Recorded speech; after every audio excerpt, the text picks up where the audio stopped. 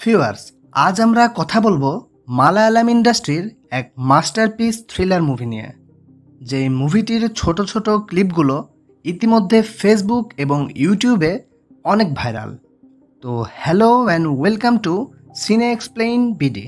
আমরা কথা বলছি এই সময়ের আলোচিত মুভি ম্যানজুম্মাল বয়েজ নিয়ে। 2006 সালের সত্য ঘটনার উপর নির্মিত এই মুভিটি 2024 সালের 22শে ফেব্রুয়ারি ইন্ডিয়াতে রিলিজ পায়। মোটামুটি রিলিজের পর থেকেই মুভিটি হাজার হাজার দর্শকদের মনে জায়গা করে নেয়। মুভিটির আইএমডিবি রেটিং 8.3 আউট অফ 10। আমাদের দুলকার সালমানের কাম্মাত্তি পাদাম সিনেমার অ্যাসিস্ট্যান্ট ডিরেক্টর হিসেবে কাজ করা চিদাম্বারাম পাদুভাল মুভিটির ডিরেকশন দিয়েছেন। মেইন ডিরেকশনে এটাই তার প্রথম সফল কাজ। 20 কোটি টাকার ছোট বাজেটের ব্লকবাস্টার এই মালায়ালাম মুভিটি এখন পর্যন্ত বক্স অফিস কালেকশন 242 কোটি 30 লক্ষ রুপি। বুঝুন তাহলে কি অবস্থা।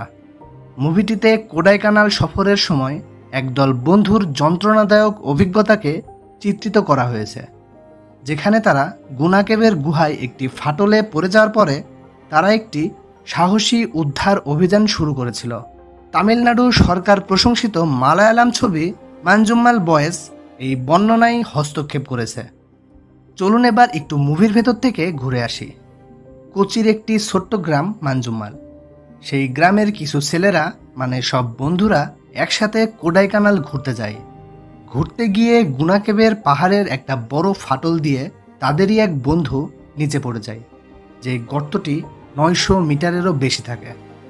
পড়ে যাওয়ার পর তাদের বন্ধুরা যেই যন্ত্রণাদায়ক উদ্ধার অভিযান চালায় এবং নিচে পড়ে যাওয়া বন্ধুটি শেষ পর্যন্ত সারভাইভ করে বেঁচে ফিরতে পারে কিনা সেটি আমরা পরের ভিডিওতে মুভিটির এক্সপ্লেনেশনের মধ্যে দেখতে পারবো।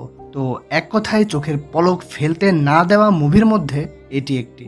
সবাইকে পরের ভিডিও দেখার আমন্ত্রণ রইল। আপনাদের ভালোবাসাই হবে আমার অনুপ্রেরণা। সবাই ভালো থাকবেন, সুস্থ থাকবেন। টাটা।